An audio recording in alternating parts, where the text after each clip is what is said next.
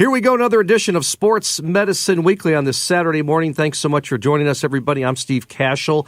With me is my usual co-host, Dr. Brian Cole, the head team physician with the Chicago Bulls, co-team physician with the Chicago White Sox, sports medicine specialist, orthopedic surgeon at Midwest Orthopedics at Rush. Dr. Cole, how do you purchase and go about buying a running shoe? Well, it's a great question. I'm mostly a creature of habit, but it took me a while. I've gone through like 3 or 4 different brands. I replace them about every 3 to 4, maybe 3 to 4 months. Probably could wait long. I don't do huge mileage, you know. You run outside or just treadmill? Both. Depends on the weather. But the treadmill is just, I don't care for it, but I'll do it just out of necessity. And now I'm not even doing that. I'm doing like the VersaClimber, which is like a climbing machine, just to change the workout up.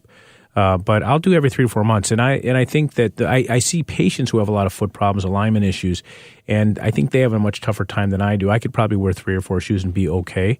But I get patients, for example, who have knee pain that is a result of alignment issues and can be corrected with proper shoe wear. There's a little bit of a science behind it, but those are patients who I think can really benefit from some inherent expertise in making these recommendations for the proper pair of shoes. Our next guest is Dalton Walker. He is a team lead from Road Runner Sports. They have locations in Chicago and Naperville. Our topic, the science of buying a running shoe. How are you, Dalton? Hey, I'm doing fantastic this morning. How are you? Good. Hey, why is it important to get fitted for the proper running or other sports shoe, and why is it worth the extra effort and cost? It's incredibly important. You walk in a shoe every single day, and you put so much strain on your body that so many people are suffering from these injuries like plantar fasciitis and Achilles tendonitis that can all be fixed with the right running shoe and the right support. And the price tag, it's going to be a little bit more than finding it on a discount website, but it's well worth it. So take us through the steps, Dalton, of finding the best performing shoe. When someone comes into your store, what do you suggest for our listeners? So the process at Roadrunner looks, it's a few-step process. It's in-depth, and it's one-on-one. So we really get to know you. We start off with a couple of questions, learn out what you're using the shoes for, if you're a marathon runner, everyday runner, or just walking around in the right shoe, help determine the cushion level. Then what we do is we look at your gait, which is how you run, and more importantly, the body's impact to how you run. So if your Achilles tendon is going to pronate inwards, which is creating a C shape upon that impact, then we're going to recommend some sort of extra support called a stability shoe. Next, we're going to 3D scan your feet, find the right size for you. You know, too many people are walking around in the wrong size shoe. You want around half of a thumb in that shoe, so you have a little bit of room for your foot to expand, and you don't want to be slipping out on the heel at all. And then finally, we're going to mold you up some custom insoles. And the insoles are going to be sometimes even more important than the shoe, because that's the only way you're going to be able to get that 100% custom fit for you.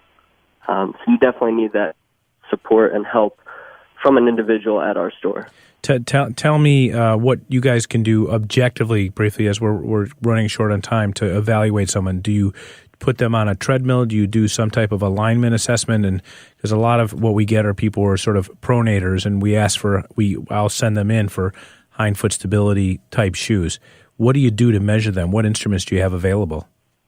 So the newest thing we've implemented in our store is going to be what's called the volumetric scanner, and that's going to take a 3D mapping of the foot so we can actually see arch height, length, width, all that great stuff, and then we're going to use our iPads to stand behind you while you're running on the treadmill to really analyze in slow motion and in depth how your body reacts to that impact.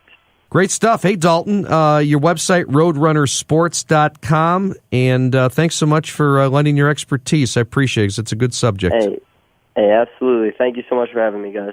All righty, Dalton Walker from Road Runner Sports. And let's switch gears right now. Our next guest is Alex Paris. Alex was born and raised in New York City, moved to Chicago in 2008 to become full-time personal trainer, coach to former Bulls star Joakim Noah. He still works with NBA players and other pro basketball players.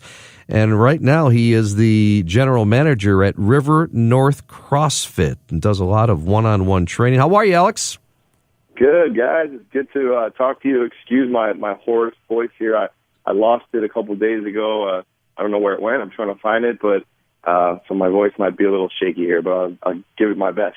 I appreciate you being on with us. We met Alex, of course, with his extensive work with Joe Keem and working with the Bulls, and always a friendly guy. And we always talked a lot on our Bulls halftime shows. I visited with Alex, and Dr. Cole's done a lot with him as well. So, hey, Alex, tell us about some of the effects of personal training and what people are missing if they don't have a personal trainer.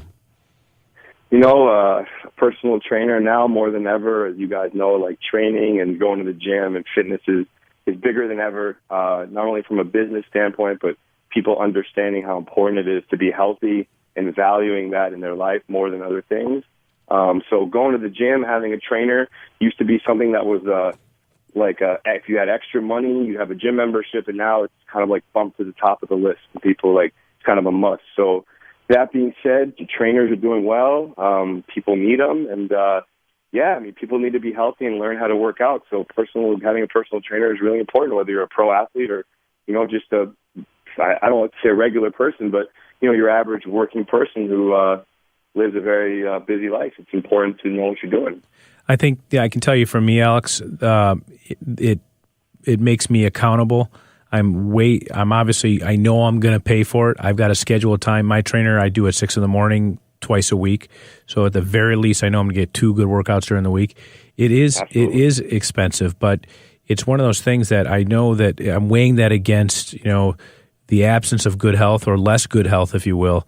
And from my perspective, as a busy person, I just know it's going to get done. And that's, for me, that's my blocked out time. I don't explain it to anyone. That's something that my assistant can't infringe upon ever. It has to be a really unique situation for me to violate that. And at the very least, I know that, I'm going to get it done. And, from my own personal perspective, I'll tell you that if I'm not getting it done, then I'm not nearly as good or effective throughout the day. So I've depended on my trainer as much. I mean, I think I know how to work out, but I work out better. I'll go harder. I'll do more reps. I'll do more sets. I'm not going to look at my phone. I'm not going to be distracted. And I'm there for that 1 hour to get it done. And so I'm actually a huge advocate. I have lots of patients that, you got to get through the economic burden of it. And group classes are wonderful too, to be honest, in the right setting, like CrossFit and so forth. And I understand that I think you may be in that space as well. But I will tell you the value of a personal trainer is not fully understood unless you actually get into it. Tell me briefly, are you doing the CrossFit gym situation as well? Yes. So first of all, everything you said, I completely agree. And the accountability is what you said, is it kind of stuck out. It's a key thing. And so I do lead a lot of group classes as well as do one-on-one training. And the difference between the two is really just kind of preference. Some people really thrive in that group setting. Other people don't like it, and they prefer to have that one-on-one kind of attention to be a little bit more customized program, whereas when you have a group, it's obviously for a larger group, so it's kind of encompasses more. But both are great, and it's just kind of finding what works better for you. I love both. For me personally, I've worked with trainers myself, and I also love being in the classes. Like when I'm not coaching them, I like to do the class, and I think both are amazing. It's finding what kind of gets you going, and like you said, no phones, no distractions. It should be your 1 hour of the day that's for you. That's there to make you feel better and just be healthier. And the health part is huge. I mean, working out is proving, and doctor, it's proving to be like the real, not only fountain of youth, but to fix a lot of medical problems. The answer is in fitness and nutrition, and not just in taking medicine, right? It's that. So I think people are more aware, and that's also kind of helping the industry as well. Visit with Alex Paris. He is the general manager of River North CrossFit and also a personal trainer. Used to be the Joakim Noah's personal trainer. Still works with NBA players and other pro basketball players who play in Europe. I'm Steve Kashul with Dr. Brian Cole. What'd you learn from working with Joakim, Alex, and working with some of these NBA players and some of these professional athletes separate from the kind of weekend warrior? So much. I mean, I talk to Joakim on a weekly basis. We'll talk 2 to 3 times a week, and talk about the good old days and all that stuff, and just going back to the experiences of training with him and applying that to the people that I work with in the gym. And it's such an amazing thing to be able to do that. And And a lot of the clients I have, it's, the first thing they'll ask me was, well, what did you do with Joakim? Did you do this? Or what did you do with this person? And it's not only a good opening discussion or a way to kind of break the ice with people, but it's just they want to know. They want to know what do athletes do? What do they do? Can I do that? So it's been huge for me, and it definitely opens the door for a lot of opportunities. And I just have to say, first of all, can we talk about how good Joakim's doing right now? Or I know. Yeah, he is. It's great. It was so good to see him. Yeah. Yeah, seeing him last week was it was about 2 weeks ago, but it was wonderful to see him. He seems very happy. Alex, He's great very stuff. Happy and, yeah, it's good. So rivernorthcrossfit.com is your website, and you are available for one-on-one training, and you've trained the best, so we know you a long time, and congratulations on your success and your family as well. So keep in touch, but thanks so much for joining us on Sports Medicine Weekly. Thanks, guys. Good to talk to you as always, and see you guys around. Appreciate it. Alex Paris. When we come back, it's our staple of the show, our Ask the Doctor segment. Stay with us at Sports Medicine Weekly, only on 670, The Score.